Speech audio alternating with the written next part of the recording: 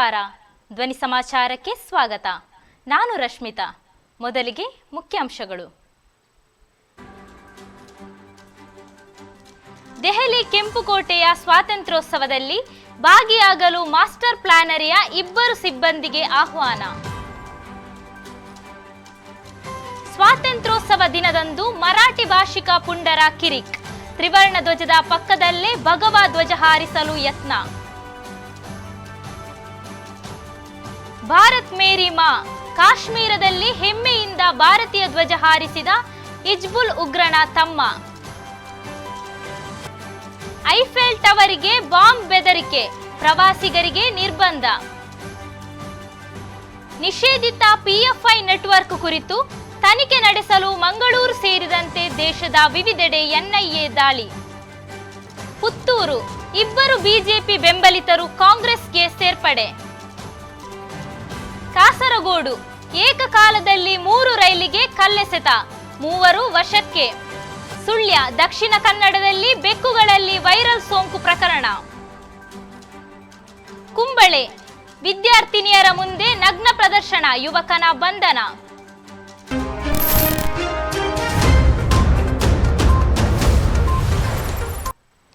August 15ರಂದು ನವದೆಹಲಿಯ ಕೆಂಪುಕೋಟೆಯಲ್ಲಿ ನಡೆಯಲಿರುವ ಸ್ವಾತಂತ್ರ್ಯೋತ್ಸವ ಸಮಾರಂಭದಲ್ಲಿ ಭಾಗವಹಿಸಲು ಪುತ್ತೂರಿನ ನೆಹರು ನಗರದ ಮಾಸ್ಟರ್ ಪ್ಲಾನರಿಯ 2 ಮೇಸ್ತ್ರಿಗಳಿಗೆ ಆಹ್ವಾನ ದೊರಕಿತು. ಕಳೆದ 24 ವರ್ಷಗಳಿಂದ ಮಾಸ್ಟರ್ ಪ್ಲಾನರಿಯಲ್ಲಿ ಮೇಸ್ತ್ರಿಯಾಗಿ ಸೇವೆ ಸಲ್ಲಿಸುತ್ತಿರುವ ಜನಾರ್ದನ್ ನಾಯಕ್ ಹಾಗೂ ಕಳೆದ 22 ವರ್ಷಗಳಿಂದ ಮೇಸ್ತ್ರಿಯಾಗಿ ಕೆಲಸ ನಿರ್ವಹಿಸುತ್ತಿರುವ ಸದಾಶಿವ ರಾಷ್ಟ್ರ ರಾಜಧಾನಿಯ ಸ್ವಾತಂತ್ರ್ಯೋತ್ಸವದಲ್ಲಿ ಭಾಗಿಯಾಗಲಿದ್ದಾರೆ.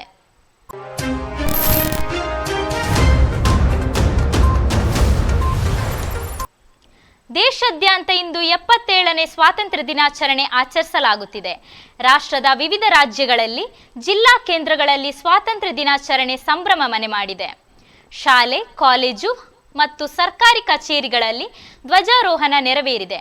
ಆದರೆ ಚಿಕ್ಕೋಡಿಯಲ್ಲಿ ಸ್ವಾತಂತ್ರ್ಯೋತ್ಸವ ಸಂಭ್ರಮ ದಿನದಂದು ಮರಾಠಿ ಭಾಷಿಕ ಪುಂಡರು ಕಿರಿಕ್ ಮಾಡಿದ್ದಾರೆ.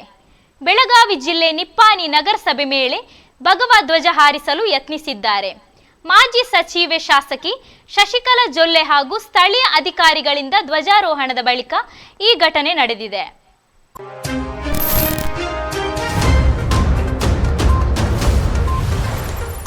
ಹಿಜ್ಬುಲ್ ಭಯೋತ್ಪಾದಕ ಜಾವೇದ್ ಮಟ್ಟು ಎಂಬುವವನ ಸಹೋದರ ರಾಹಿಜ್ ಮಟ್ಟು ಅವರು ಜಮ್ಮು ಮತ್ತು ಕಾಶ್ಮೀರದ ಸೋಪೂರ್ನಲ್ಲಿ ತ್ರಿವರ್ಣ ಧ್ವಜವನ್ನು ಹಾರಿಸುತ್ತಿರುವ ವಿಡಿಯೋ ಈಗ ಸಾಮಾಜಿಕ ಮಾಧ್ಯಮ ವೇದಿಕೆಗಳಲ್ಲಿ ವೈರಲ್ ಆಗಿದೆ. ವೈರಲ್ ಆದ ವಿಡಿಯೋದಲ್ಲಿ ರಯೀಜ್ ಮಟ್ಟು ಅವರು ಹರ್ ಘರ್ ತಿರಂಗ ಅಭಿಯಾನದ ಭಾಗವಾಗಿ ತಮ್ಮ ಮನೆಯ ಮೊದಲ ಮಹಡಿಯ ಬಾಲ್ಕನಿಯಿಂದ ತ್ರಿವರ್ಣ ಧ್ವಜವನ್ನು ಬೀಸುತ್ತಿರುವುದನ್ನು ಕಾಣಬಹುದು. ನಾನು ನನ್ನ ಹೃದಯದಿಂದ ತಿರಂಗವನ್ನು ಬೀಸಿದೆ. ಇದಕ್ಕೆ ನನಗೆ ಯಾರಿಂದಲೂ ಒತ್ತಡವಿಲ್ಲ. ಕಾಶ್ಮೀರದಲ್ಲಿ ನಾನು ಮೊದಲ ಬಾರಿಗೆ ಆಗಸ್ಟ್ 14ರಂದು ನನ್ನ ಅಂಗಡಿ ಬಳಿ ಕುಳಿತಿದ್ದೇನೆ. ಇದಕ್ಕೂ ಮೊದಲು ಅದನ್ನು 2-3 ದಿನಗಳವರೆಗೆ ಮುಚ್ಚಲಾಗುತ್ತಿತ್ತು ಎಂದು ಮಟ್ಟು ಎಎನ್ಐ ಜೊತೆ ಮಾತನಾಡುತ್ತಾ ಹೇಳಿದ್ದಾರೆ.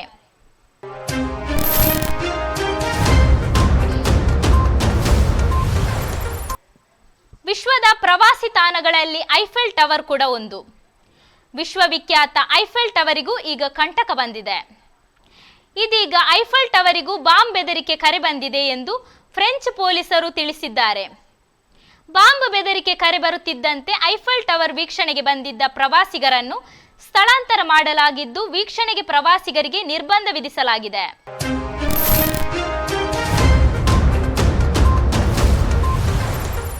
ರಾಷ್ಟ್ರೀಯ ತನಿಖಾ ದಳ ಎನ್ಐಎ ದೇಶಾದ್ಯಂತ 14 ಸ್ಥಳಗಳಲ್ಲಿ ಸರಣಿ ದಾಳಿ ನಡೆಸಿದ್ದು ಆಗಸ್ಟ್ 13ರ ಭಾನುವಾರದಂದು ದಕ್ಷಿಣ ಕನ್ನಡ ಜಿಲ್ಲೆಯನ್ನು ವಿಶೇಷವಾಗಿ ಕೇಂದ್ರೀಕರಿಸಿದೆ.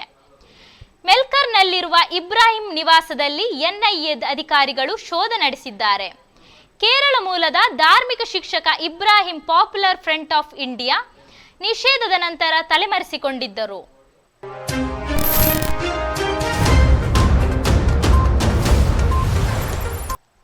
ಪುತ್ತೂರು ತಾಲೂಕಿನ ಆರ್ಯಾಪು ಗ್ರಾಮ ಪಂಚಾಯಿತಿಯ 2 ಬಿಜೆಪಿ ಬೆಂಬಲಿತ ಸದಸ್ಯರು ಶಾಸಕ ಅಶೋಕ್ ರೈ ಹಾಗೂ ಬ್ಲಾಕ್ ಕಾಂಗ್ರೆಸ್ ಅಧ್ಯಕ್ಷ ಎಂಬಿ ವಿಶ್ವನಾಥ ರೈ ಅವರ ನೇತೃತ್ವದಲ್ಲಿ ಸೋಮವಾರ ಕಾಂಗ್ರೆಸ್ ಪಕ್ಷಕ್ಕೆ ಸೇರ್ಪಡೆಯಾದರು.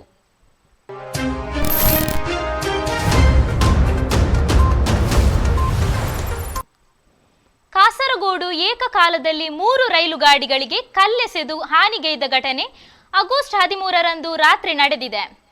ಈ ಸಂಬಂಧ ಆರ್ಪಿಎಫ್ ಕಣ್ಣೂರಿನಿಂದ 3 ವಶಕ್ಕೆ ತೆಗೆದುಕೊಂಡು ವಿಚಾರಣೆ ನಡೆಸುತ್ತಿದೆ.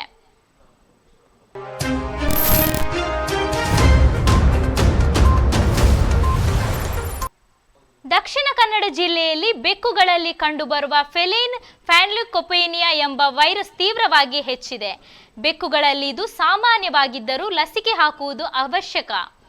ಈ ವೈರಲ್ ಸೋಂಕು ಬೆಕ್ಕುಗಳಲ್ಲಿ ಬಿಳಿ ರಕ್ತ ಕಣಗಳನ್ನು ಕಡಿಮೆ ಮಾಡಲು ಕಾರಣವಾಗುತ್ತದೆ.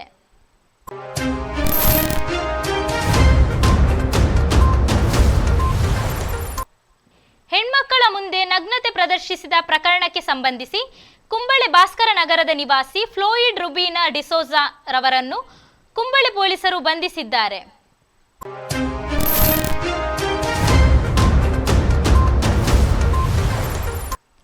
ಮಂಜೇಶ್ವರ ವಿವಿಧ ಶಾಲೆಗಳಲ್ಲಿ ಇಂದು ಸ್ವಾತಂತ್ರ್ಯ ದಿನಾಚರಣೆಯನ್ನು ಆಚರಿಸಲಾಯಿತು.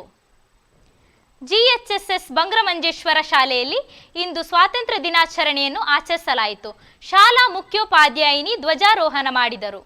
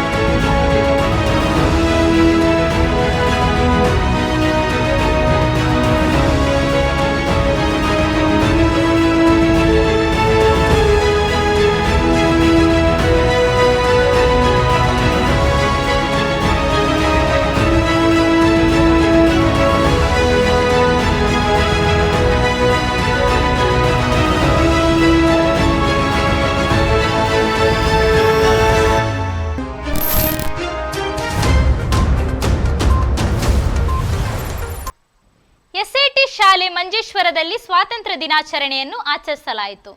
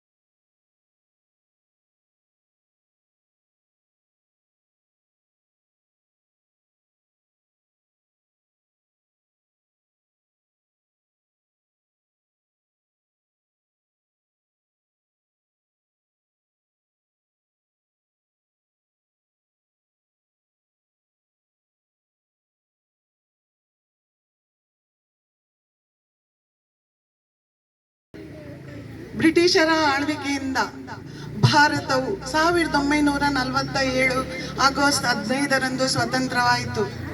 ಈ ದಿನ ಸ್ವಾತಂತ್ರ್ಯ ಹೋರಾಟಗಾರರ ಕನಸು ನನಸಾದ ದಿನ. ಈ ದಿನವು ರಾಷ್ಟ್ರಪಿತ ಮಹಾತ್ಮ ಗಾಂಧೀಜಿ, ನೇತಾಜಿ ಸುಭಾಷ್ ಚಂದ್ರ ಬೋಸ್, ಉಕ್ಕಿನ ಮನುಷ್ಯ ಸರ್ದಾರ ವಲ್ಲಭಭಾಯಿ ಪಟೇಲ್, ಲೋಕಮಾನ್ಯ ಬಾಲ ಗಂಗಾಧರ್ ತಿಲಕ್, ಹೀಗೆ ಹಲವಾರು ಮಹಾನ್ ಸ್ವಾತಂತ್ರ್ಯ ಹೋರಾಟಗಾರರ ತ್ಯಾಗ ಹಾಗೂ ಅವರ ತಪಸ್ಸನ್ನು ನೆನಪಿಸುತ್ತದೆ.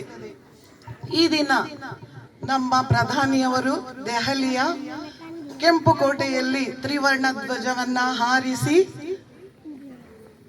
ರಾಷ್ಟ್ರವನ್ನು ಉದ್ದೇಶಿಸಿ ಮಾತನಾಡ್ತಾರೆ. ಶಾಲೆಗಳಲ್ಲಿ, ಕಾಲೇಜುಗಳಲ್ಲಿ, ಸಂಘ ಸಂಸ್ಥೆಗಳಲ್ಲಿ, ಹಾಗೆ ಸರ್ಕಾರಿ ಕಚೇರಿಗಳಲ್ಲಿ ತ್ರಿವರ್ಣ ಧ್ವಜವನ್ನ ಹಾರಿಸಲಾಗ್ತದೆ, ರಾಷ್ಟ್ರಗೀತೆಯನ್ನ ಹಾಡಲಾಗ್ತದೆ.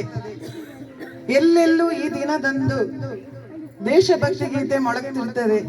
ಬ್ರಿಟಿಷರ ಕೈಯಿಂದ ನಮಗೆ ಸ್ವಾತಂತ್ರ್ಯ ಲಭಿಸಬೇಕಾದ್ರೆ ಅನೇಕ ಮಹನೀಯರ ತ್ಯಾಗ, ಬಲಿದಾನ ನಡೆದಿದೆ.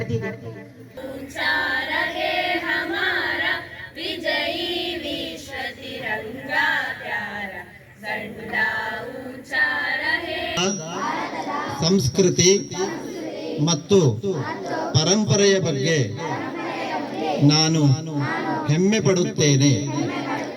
ನಮ್ಮ ದೇಶದಲ್ಲಿ ಏಕತೆಯನ್ನು ಬಲಪಡಿಸೋಣ, ರಾಷ್ಟ್ರದ ಸಂರಕ್ಷಣೆ ಮಾಡುವವರನ್ನು ಗೌರವಿಸೋಣ. ಭಾರತದ ಪೌರನಾಗಿ ನನ್ನ ಕರ್ತವ್ಯವನ್ನು ಸದಾ ನಿರ್ವಹಿಸುತ್ತೇನೆ ಎಂದು ಈ ಮೂಲಕ ಪ್ರತಿಜ್ಞೆಗೈಯುತ್ತೇನೆ.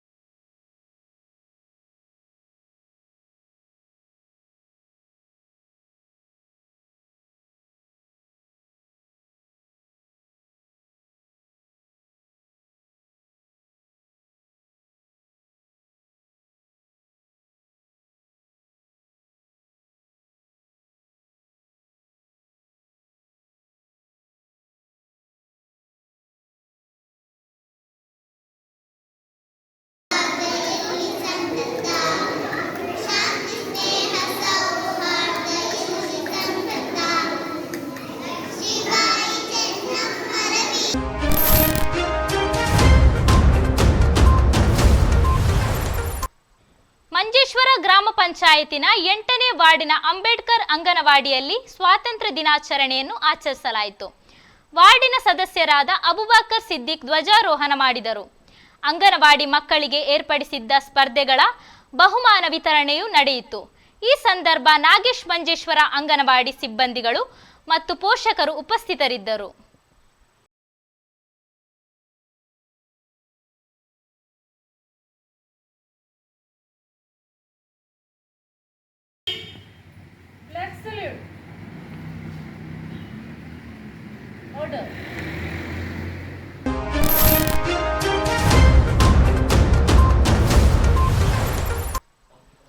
ವಿಶ್ವ ಹಿಂದೂ ಪರಿಷತ್ ಬಜರಂಗದಳ ಮಂಜೇಶ್ವರ ವತಿಯಿಂದ ದೇಶ ವಿಭಜನೆಯ ಕರಾಳ ದಿನವನ್ನು ವಿರೋಧಿಸಿ ಅಖಂಡ ಭಾರತ ಸಂಕಲ್ಪ ದಿನದ ಅಂಗವಾಗಿ ಪ್ರೇರಣಾ ಸಭಾಭವನದಿಂದ ಹೊಸಂಗಡಿಪೇಟೆವರೆಗೆ ಪಂಜಿನ ಮೆರವಣಿಗೆ ನಡೆಯಿತು.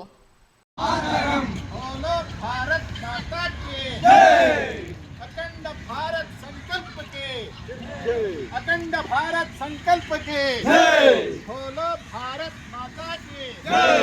हमारा संकल्प है अखंड भारत है। जय जय भारत माता, जय जय भारत, जय जय भारत माता। वंदे मातरम, वंदे मातरम, जय जय जय जय भारत माता, वंदे मातरम।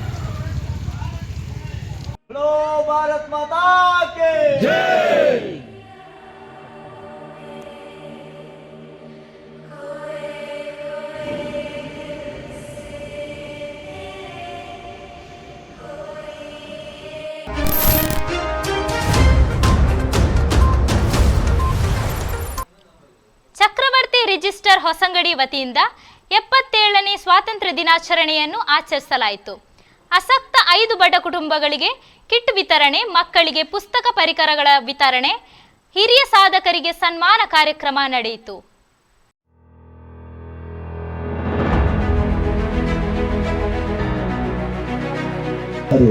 ಮಾಡಲಿರುವಂಥ ಶ್ರೀಯುತ ಹಿರಿಯರಾದಂಥ ನಾರಾಯಣ ಅವರನ್ನು ಕೂಡ ವೇದಿಕೆಗೆ ಸ್ವಾಗತಿಸ್ತಾ ಇದ್ದೇವೆ.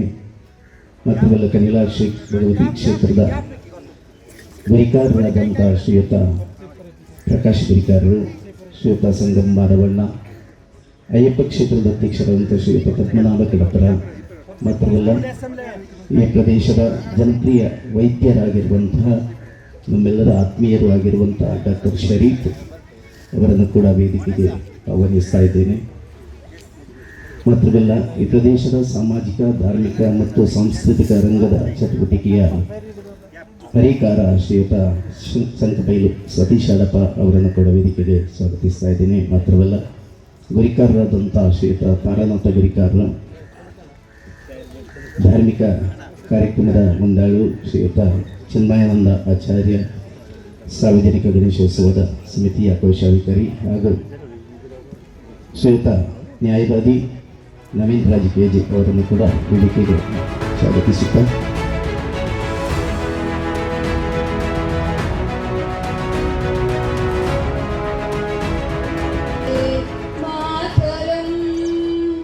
ವಂದೇ ಮಾತರಂ ಸುಜಲಾಂ ಸುಫಲಾಂ ಮಲಯಜ ಶೀತಲಾಂ ಸಸ್ಯ ಶ್ಯಾಮಲಾಂ ಮಾತರಂ.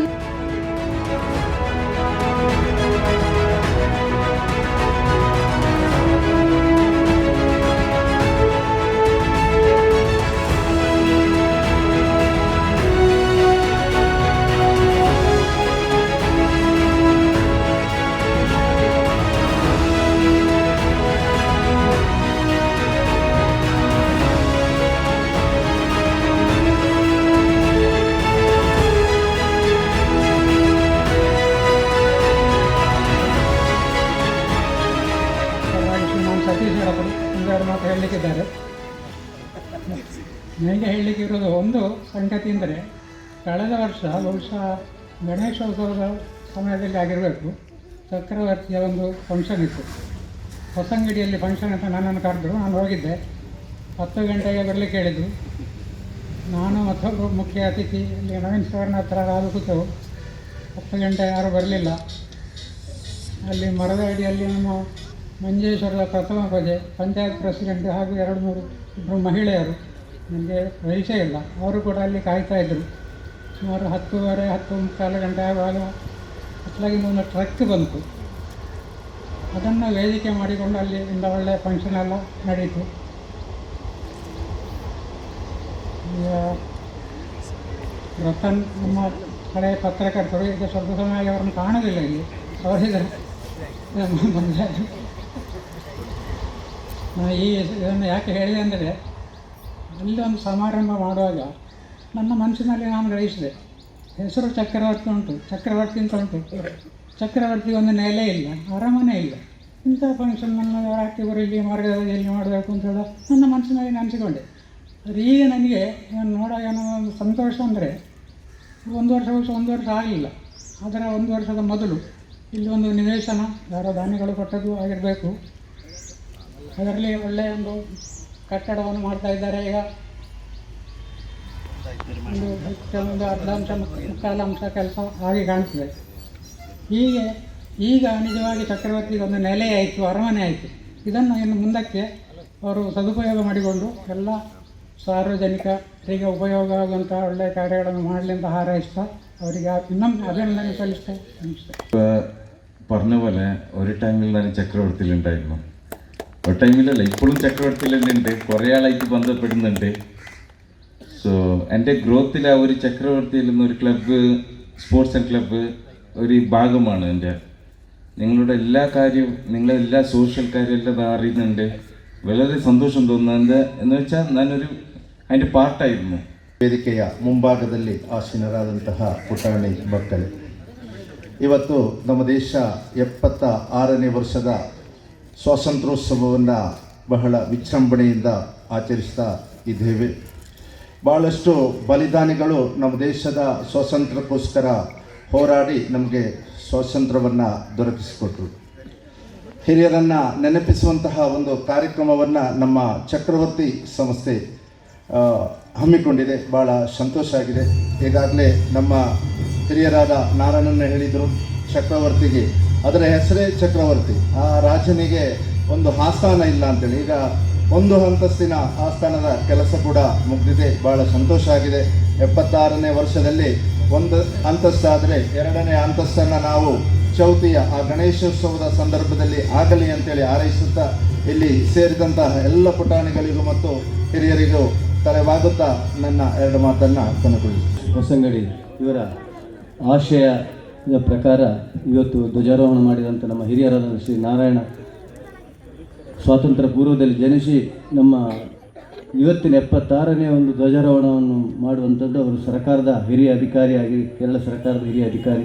ಅವರು ನಮ್ಮ ಊರಿಗೆ ಒಂದು ದೊಡ್ಡ ಕೊಡುಗೆ ಅಂತ ನಾವು ಗ್ರಹಿಸಿಕೊಳ್ಬೇಕು. ಅಂಥವರ ಧ್ವಜಾರೋಹಣದೊಂದಿಗೆ ವೇದಿಕೆಯಲ್ಲಿದ್ದಂಥ ಎಲ್ಲರೂ ಗಣ್ಯರೇ ಮತ್ತು ನನ್ನ ಪುಟ್ಟಾಣಿ ಮಕ್ಕಳೇ, ಈ 76 ವರ್ಷಗಳ ಹಿಂದೆ ನಮಗೆ ಸ್ವಾತಂತ್ರ್ಯ ಸಿಗಬೇಕಾದ್ರೆ ಜಾತಿ ಮತ ಭೇದ ಪಂಥ್ಯ ಬೆಲ್ಲವನ್ನು ಬಿಟ್ಟು ಅಹೋರಾತ್ರಿ ಹೋರಾಟ ಮಾಡಿದ ಫಲವಾಗಿ ಬ್ರಿಟಿಷರಿಂದ ನಮಗೆ ಅವರನ್ನು ಓಡಿಸಿ ಸ್ವಾತಂತ್ರ್ಯವನ್ನು ಪಡೆಯುವಂತಾಯಿತು.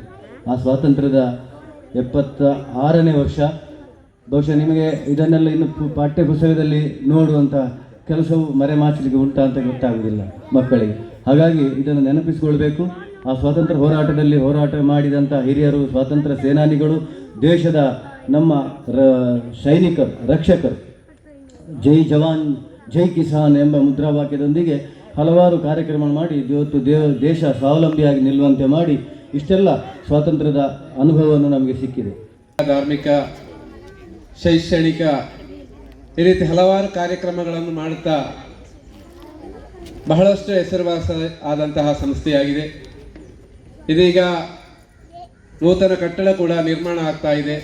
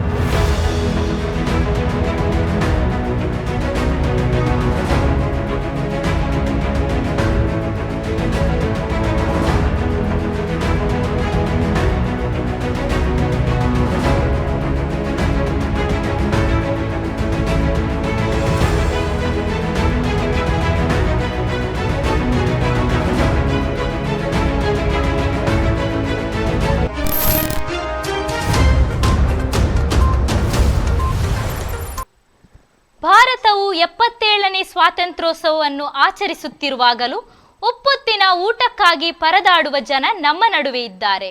ಇದು ಭಾರತ ಮಾತ್ರವಲ್ಲ, ವಿಶ್ವವೇ ಹೆದರಿಸುತ್ತಿರುವ ಪಿಡುಗು. ಇಲ್ಲೊಂದು ವೈರಲ್ ವಿಡಿಯೋ ಇದೆ. ಹಸಿದವನಿಗೆ ಅನ್ನ ಸಿಕ್ಕಿದಾಗ ಅವನ ಕಣ್ಣಲ್ಲಿ ಕಾಣುವ ಖುಷಿ ನಮಗೆ ಸ್ವತಂತ್ರದ ಹೆಸರಿನಲ್ಲಿ ಸಿಕ್ಕಿರುವುದು ಅಧಿಕ ಎನ್ನಿಸದಿರಲಾರದು. ಇದರೊಂದಿಗೆ ಇಂದಿನ ಧ್ವನಿ ಸಮಾಚಾರವನ್ನು ಮುಕ್ತಾಯಗೊಳಿಸುತ್ತಿದ್ದೇನೆ. ನಿರಂತರ ಸುದ್ದಿಗಾಗಿ ವೀಕ್ಷಿಸಿ ನಿಮ್ಮ ಧ್ವನಿ ಮೀಡಿಯಾ.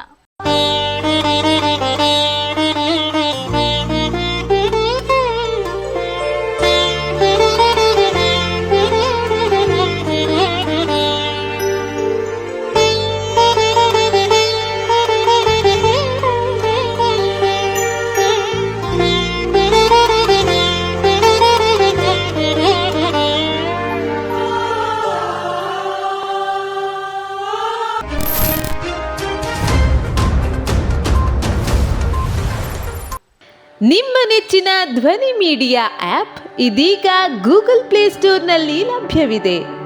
ಗೂಗಲ್ ಪ್ಲೇಸ್ಟೋರಿಗೆ ಹೋಗಿ ಧ್ವನಿ ಮೀಡಿಯಾ ಅಂತ ಟೈಪ್ ಮಾಡಿ ಉಚಿತವಾಗಿ ಡೌನ್ಲೋಡ್ ಮಾಡಿಕೊಳ್ಳಿ. ನಿಮ್ಮ ನೆಚ್ಚಿನ ಎಲ್ಲ ಕಾರ್ಯಕ್ರಮಗಳನ್ನು ತಪ್ಪದೇ ವೀಕ್ಷಿಸಿ. ಯೂಟ್ಯೂಬ್ನಲ್ಲಿ ಧ್ವನಿ ಮೀಡಿಯಾ ಅಂತ ಟೈಪ್ ಮಾಡಿ ಸಬ್ಸ್ಕ್ರೈಬ್ ಮಾಡಿಕೊಳ್ಳಿ. ಧ್ವನಿ ಮೀಡಿಯಾವನ್ನು ಫೇಸ್ಬುಕ್, ಇನ್ಸ್ಟಾಗ್ರಾಮ್ ಹಾಗೂ ಟ್ವಿಟರ್ಗಳಲ್ಲೂ ವೀಕ್ಷಿಸಬಹುದಾಗಿದೆ.